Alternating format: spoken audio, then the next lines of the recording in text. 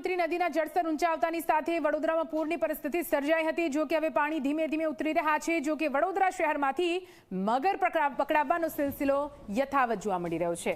વધુ 2 મગર પકડી વન વિભાગને સોંપવામાં આવ્યા છે। 8 થી 10 ફૂટ લંબાઈના મગર પકડીને પાંજરે પૂરવામાં આવ્યા। 4 દિવસમાં નાના મોટા 23 જેટલા મગરો પકડવામાં આવ્યા છે।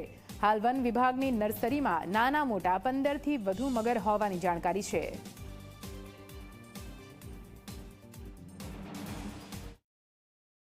વડોદરાના રાજમાર્ગ પરથી મસ્ત મોટા જે મગર છે તે પકડવાનો જે સિલસિલો છે તે યથાવત છે। આપ જોઈ શકો છો સયાજીબાગ સ્થિત જે વન વિભાગની કચેરી આવેલી છે કે જ્યાં શહેરમાંથી પકડાયેલા મગરમચ્છોને લાવવામાં આવે છે, ત્યાં હાલમાં જ વધુ 2 અતિ વિશાળ કહી શકાય તેવા મગર પકડીને લાવવામાં આવ્યા છે। જે પૈકી એક મગરને સુરક્ષિત રીતે સેંકડો સ્વયંસેવકો અને વન વિભાગના કર્મચારીઓ અધિકારીઓ દ્વારા હાલમાં પાંજરામાં પૂરી દેવાયો છે। આ ઉપરાંત બીજો એક મગર પણ છે, લગભગ 5.5 થી 6 ફૂટનો જે લાગી રહ્યો છે, જેની લંબાઈ છે, તેને પણ સુરક્ષિત રીતે પાંજરામાં મૂકવામાં આવશે। અને ફક્ત અહીંયા આવા 1-2 નહીં, લગભગ 10 કરતાં વધુ નાના મોટા મગર છે। આપ જોઈ શકો છો, અંદરની તરફ કેમેરા પર્સનને કહીશ અહીંના જે દ્રશ્યો બતાવે।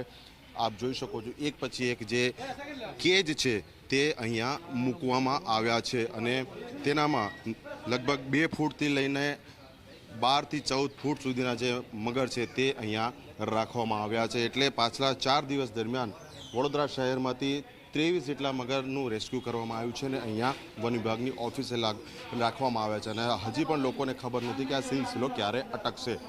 વડોદરાથી કેમેરા પર્સન મુકેશ ચૌહાણ સાથે અર્પણ કાયદાવાલા, ઝી મીડિયા।